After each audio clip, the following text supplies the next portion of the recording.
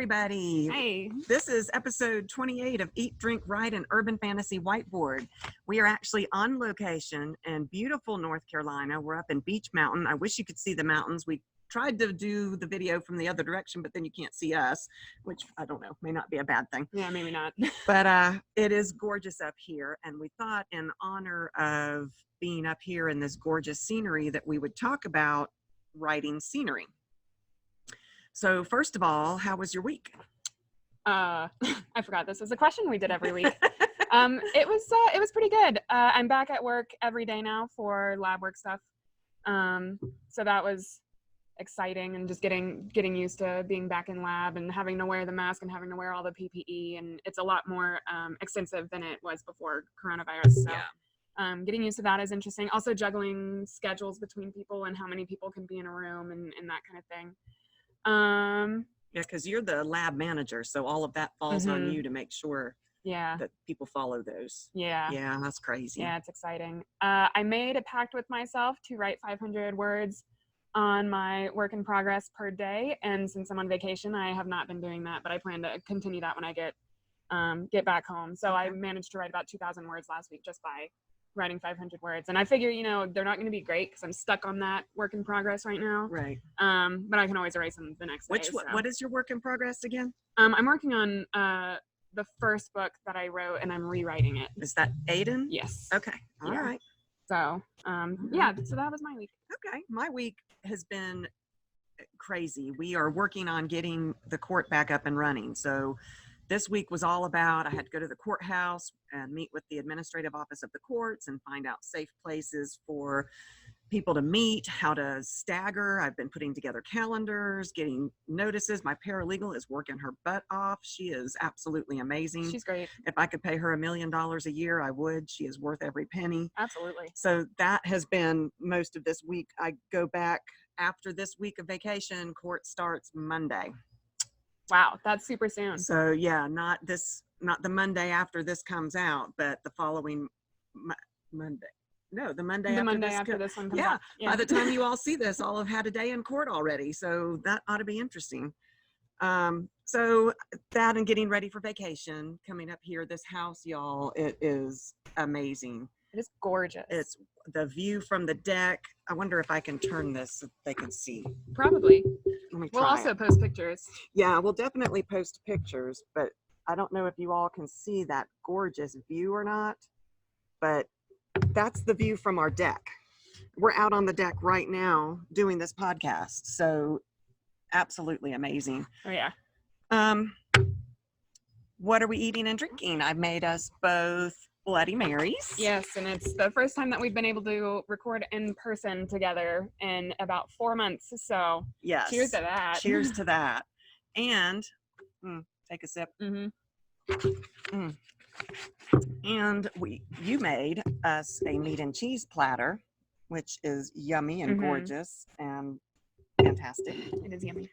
But I have jokes. Oh, of course. And one of these you told me, so you already know this one. I do know this one. All right, hit me with it. Where does a black bird go to wet his whistle? Oh, where? I have no idea. A crowbar. And then since we're also in the scenery aspect of things, what is the poorest kind of plant in the forest? Poorest? I don't know what. A vine, because it can't support itself. God bless. Send us jokes, people, because clearly I need help. Okay, so basically we've done a little bit, not the same thing as scenery, but we've talked about scenes before, which I think is very, very different. Setting is it. I think setting overlaps more than scenes do with scenery. Because setting is more about place. Right. So in urban fantasy, which is what we mostly write, fantasy, the scenery, the setting can even be a character. We talked about this before in one of our podcasts about how, like, Kate Daniels, her city is definitely a main character in her series. The way that it changes, back and forth from magic to technology being dominant. So that definitely makes sense. So, but scenery is in every kind of novel that you write, any kind of fiction novel. So It's very important in creating a believable and engaging fictional world. I think that goes doubly for, if you're writing urban fantasy, then people might recognize the places that your characters are going to. And so, like, especially if your reader might recognize a place that you put in your book, I think that scenery and the way that you integrate it into your story is very important. Like Patricia Briggs with the troll under the bridge. Yeah. Yeah. Absolutely. I mean, it's a real place in the real world. So people that have seen it can go, oh, I know exactly what that is. Right. So, or the river that she uses, which could be Mhm. identified as scenery, Mhm. is very much an important aspect to that story. And And people then recognize it. For us, Atlanta, the South, we write a lot about in the South Mhm. because that's what we know the best. Right. But anyway, you've got to make sure that your scenery is specific to the place where you've set your story. So don't have palm trees up in the Arctic. Right. Except for in fantasy, we get away with a lot more because Right, it yeah. might be that palm trees are now in the Arctic because of some magical something that's happened. So, Right. but just have it be logical or explained within your book. Yeah, that makes sense. Let's see. Oh, if your location, even if it's imagined like a totally fantasy world, you still have to give your reader a clear idea of the climate, the foliage, the appearance of what's going on. They've got to be able to see it. Right, which made me think of scenery that I've used in my own books. Like in Savannah, you've got the trees with the Spanish moss that hangs from it, and that casts like shadows along the ground. And even the river is a huge piece of that story, the piece of that city. River Street. Right. Mm-hmm. And then Charleston is another setting that I have in one of my books, and so that's one that it has a big river. It's got the bridge and the skyline and that kind of thing that I like to use. Yeah, and Frickin' Ferries, a part of it is set in Louisiana and New Orleans, and so I've got the downtown area with those buildings that are 2-story, and you see the wrought iron fencing on, or that's not the right word, but the patio iron. Yeah. So all of those things, that's part of the scenery that you are writing about in your book. So when you're putting scenery in there, we usually think of scenery as what you see. Like we're looking right now at these gorgeous mountains out here, and that's what a lot of people associate scenery with, is what you see. Right. But you really need to use all 5 of your senses to portray the scenery. Which I think we say that all the time. We do. We've touched on all the senses before in several of our podcasts, I think. Yeah. You think of the sound, like here we're outside, and I don't know if the microphone's picking it up or not, but there's a breeze going through, and it's actually chilly. I'm wearing a sweater. In Atlanta right now, it's 90 something degrees. Yeah. I've got a fire going in the fireplace inside because this wind has got a really crisp chill to it. Right, which I think is also important to think about when you're talking about breezes and wind. Like, is it cold? Does your character need a jacket? Like that kind of thing. So the sound of insects, the smell of pine trees, the smell of, Bloody Marys, the feel of bark, the smell of wet dirt. I mean, think of if you're in a forest and that dirt smell, that's something that you can describe. Right. The feel of wet socks or sore feet when you're hiking on a mountain trail. The taste of sweat dripping into, in my Kata story, when she's running from the naked bad guy in the very beginning, and it's in Atlanta heat, and she has sweat and she tastes it. And so that brings in the sense of taste. Right. The crisp snowflakes that little kids run around trying to catch on their tongue, and sometimes big kids run around trying to catch on their tongues. I mean, I think I did that just back in February when it snowed randomly. Yeah, we had those big snowflakes. Giant snowflakes. Yeah, I think it's also, I think this is a good point to, use metaphors and similes in order to do this, because it's difficult to understand just how big the ocean is or just how tall a mountain is, unless you compare it to something that you can relate to senses, like it's towering and the shadow of the mountain and like all that kind of stuff. I think would be a good way to get across that scenery while also getting across your character's mindset. Yeah. So. And you want to use it to move your plot forward. Oh yeah. So you focus on the things that are enriching to your plot. You don't necessarily have to go into the detail of the veins that you see on the tree leaf. That if that's not important to your plot, if there's something wrong with the trees and they're sick and you need to point out the veins that are in those leaves, then yes, but don't get too bogged down in minuscule details that don't mean anything. Right. You want it to drive your story forward. Absolutely. Let's see. A long description from a view from a window is relevant only if only if the scene happening between the characters somehow relates to that. Right. And I was thinking of examples of that. Like, how can you make your scenery a part of the plot? And the one that I think of the most, and since we're in the mountains, is if you have picturesque mountains, that might be an obstacle in the plot that requires, like, if your character has to cross them or has to climb them, and that's part of the plot. And that's a good way to get across, like, oh, there are these huge mountains and these beautiful mountains, but they're in my way, and it's going to be really difficult to get across They them. could be a rock, so to speak. I mean, think Right. of The Hobbit, where they had to cross over the fierce, tall, towering, forbidding, snow-covered mountains. Right. So the way you would describe that is different than, you know, like for us sitting here and looking at these gorgeous mountains. There's no threat to us here, but Right. you know, think about when you're writing your scenery, how it relates to your character and the plot, and then you can choose word choice, which I think I said later on, Yeah. to get that point across. Let's see. Oh yeah, so you want to scatter these things throughout your novel. I think we've talked about that, and I think with most things, honestly, because you never want to concentrate yeah, a lot of things. Like, you want to give glimpses of stuff, like foreshadowing, glimpses of the future, glimpses of scenery, glimpses of description, because you don't want to, like, overwhelm your reader. That's true. You know, with my Kata book, where she leaves from Atlanta and goes into this other fantasy land that she's never been to before, the scenery is very important because it is so different from Atlanta and our world. Right. And so the purple leaves, that is something we don't necessarily have. We have purplish, but I'm talking like fuchsia leaves and the things that are there in that world. I have to describe the scenery so that my reader understands we're not in Kansas anymore. Right. So that's something to think about too. So how do you do this? It's all well and good to say, you know, do these things, but how do you do it? So, you know, it's what should you describe? What should you leave out? How long should it be? How detailed should it be? So I've come up with a few little ideas to think about when you're writing your scenery. Number one is less is more. You're trying to evoke a sense of something, a sense of the scenery, so that your reader can use their own imagination. Right. You don't want to smack them over the head with it. Right. Exactly. You don't want to interrupt the flow of your book either. If they have to pause because we're throwing so much detail in there and it's not even important to the plot, right, you know, that's going to stop them reading, and that might be when they put the book down and never pick it back up again. Absolutely. I get very bogged down if I see like several pages of just blocks of text where it's just describing something.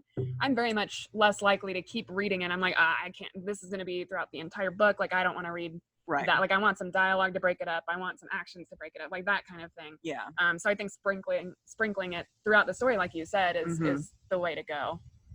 And then scenery can do more than just describing the setting. It can convey the mood. You can actually use it as a tool to convey the mood. Like, I mean, it's the cliche of, oh, it's raining and I'm sad. But think about it being gorgeous and sunny when this person is hurting so badly. You know, the laughter that is at a park when your character is going through something horrible. You can use that to your advantage in describing that happiness that he's not feeling or she's not feeling. I think so too. I was thinking about this as I was going over the notes, and you know, say your character has a feeling of entrapment, be it in a relationship or you know, something like that, and the scenery can kind of echo that. So you can get your character's thoughts across, and you know, they feel trapped and everything, but your setting can also do that. So say you have mountains that are like closing in a valley, that's kind of like a feeling of entrapment, or you know, you're cut off by a river and you can't get across a bridge or something like that. It kind of echoes that sense of entrapment that your character might be feeling. Yeah. So. Yeah, that's a good point. I came up with an example talking about how to use your scenery to convey a totally different feel. So this I got from, it's a 2013 blog, bekindrewrite.com. And it was how to stop boring your readers with scenic description. And there's two passages that are the same scene, but written totally differently to give you a different sense of using the scenery to give a different sense. The creak and slam of the door cut out the howling wind and heralded the music within, so loud he had to shout his order in the barmaid's ear before taking a seat by the great fire. The crackling of wood lay down a kind of beat for the lutenist at the other end of the room, who dared the revelers to keep up with his quick fingers. Thudding boots made empty tankards dance on the tables, and spirited singing from the depths of barrel chests dissolved into the thunderclap laughter each time a lyric was slurred. Okay, so think of how that makes you feel with the same scene written with different word choice. The hinges screeched, the door slammed, and the clamorous indoors suddenly choked off the soft moan of the evening breeze. He had to scream his order to the barmaid, and even as he huddled, sweating next to the coughing fire, he couldn't hear his own thoughts over the revelers at the other end of the room, whose discordant bellows and guffaws shook the rafters, dwarfing the lute accompaniment to a tinny whisper. Same scene, but you're describing the scenery in a totally different way, and you get a totally different feel from each of those scenes. Absolutely. I mean, using words like screeched, slammed, clamorous, choked off, those kinds of things definitely put a different picture in your mind than the one that you were and yet reading it's before. the same bar room, the same everything. It's just a matter of your word choice and how you describe it and how you can use that scenery writing to get that furthers the plot.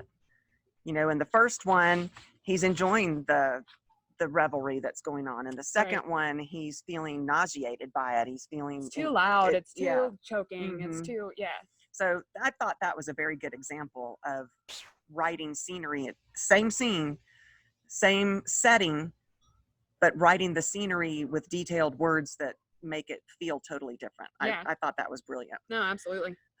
You can also convey the time of year. So snow on the ground obviously can indicate wintertime or a season. It depends on whether you're in a fantasy world where the seasons are different, which you would have to logically put out. Bright green leaves usually indicate spring or summer. I think that's a really good point too, because you can also get a lot of your character's personality out through using scenery. Because if they're in the mountains, do they enjoy it? Do they prefer to be at the beach? Like, would they rather be at the beach than the mountains? Because that tends to be a big question with vacation spots: is do you want to go to the beach or do you want to go to the mountains? And people usually have a preference. So you can get a lot of your character's thoughts out just by doing scenery. I hadn't thought of that. You can also use writing scenery to convey changes that are occurring within your story. So a week ago, this town was a thriving community, and now it's a shell due to some kind of supernatural event, an urban fantasy, some kind of magic event, or whatever action. It can show a shift in how the plot is changing and how it's affecting the people just by simply describing the same scene in two different ways to show the passage of time in the story, which I thought was clever as well. Yeah. You can use dialogue to get your scenery across. Oh, I love the gray of this building. It's so creepy. Do you think it's haunted? Okay, so immediately pops into your head. He didn't even describe anything other than gray stone. Well, and the fact that he asked do you think it's haunted makes me think it's a decrepit building. Yes. It's kind of run down. Maybe no one's living there. The windows are dark, that kind of thing. So it's already evoking this image within the reader's mind with just a couple sentences in dialogue. Yeah. Generally, I've read that you're supposed to go from general to specific, and I pulled a Harry Potter example. This is when Harry is going to get his very first wand. Oh, okay. So Hagrid is taking him shopping to get his first wand. The last shop was narrow and shabby. Peeling gold letters over the door read Ollivanders, makers of fine wands since 382 BC. A single wand lay on a faded purple cushion in the dusty window.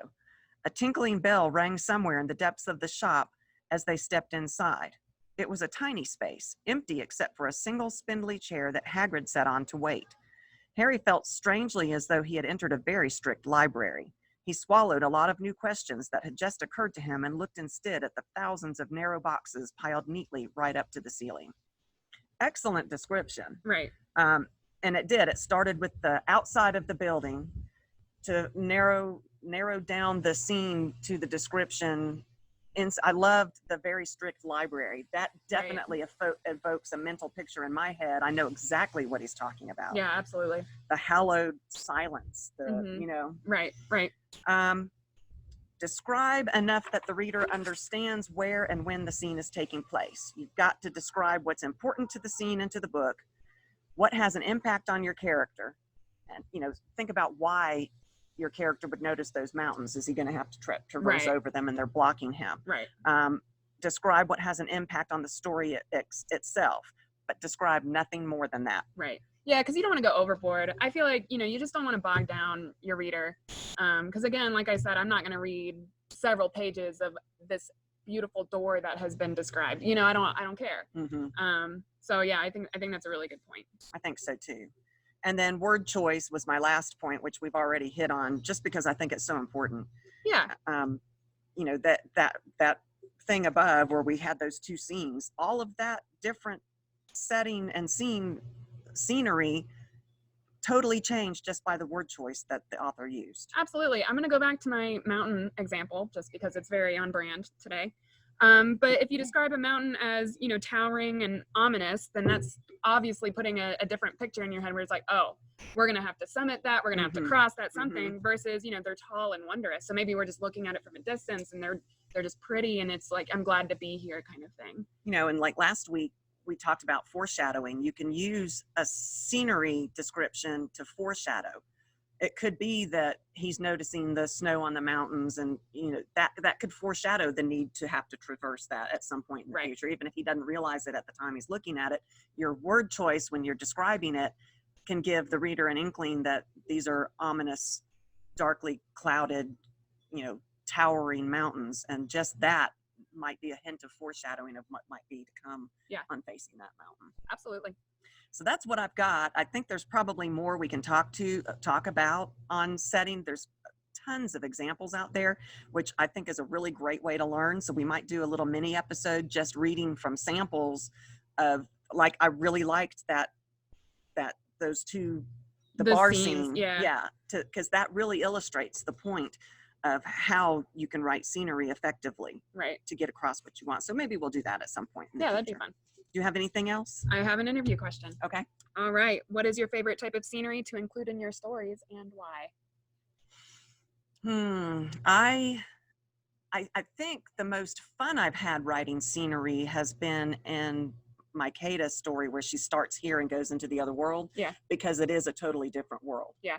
And the forests, they have fuchsia leaves. And I had to do a lot of research on what the setting should be like and what happens if you change which way, where the sun rises, and what does that do to your climate. Right. And I enjoy making that stuff up. That's true. That's fun to build something from scratch and totally made up in my mind. And I enjoy doing that and evoking something in my reader that they've never seen before. Yeah. I'm making it new for them, making something totally unknown. That is very fun. A lot of people that I talk to who love reading, more high fantasy type novels enjoy it for that, to experience something very new, and that you don't see in our everyday world. Yeah. What about you? So mine is forests. I really love writing about trees and forests and the sounds that you hear when you're in them, and the shadows on the ground as the sun comes through the leaves and that kind of thing. And I wrote Mac, and she can cast illusions, and a lot of her illusions are more on the nature side. She loves using nature as her inspiration, and so she got to do a lot of forests, and her antagonist used forests against her and that kind of thing. That's so it was true. very fun to that was write. Very cool.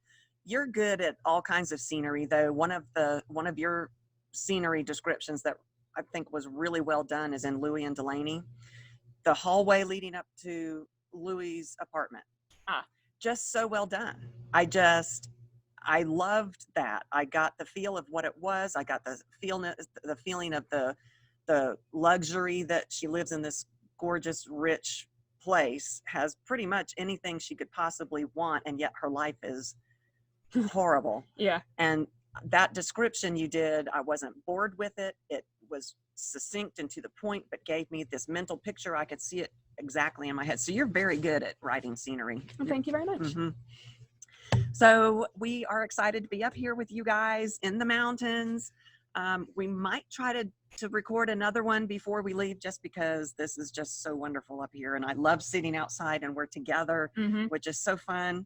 So maybe we'll see you. I did not bring my outro. Oh, well, thank you for listening. We have a website. I almost said, and that's why we drink. That is incorrect, but that's a good podcast. That is, Just if you random haven't plug. listened to that, go listen to it. It's amazing. But eatdrinkrightpodcast.com. All of our social media is there. We have Facebook, we have Twitter, we have pretty much anything under the blue moon in terms of social media, Instagram, that kind of thing. We also have a Patreon if you'd like to help support us. Patreon.com/EDW podcast. Mm-hmm. Yeah, thank you guys. Thank you. See you next time, maybe from here.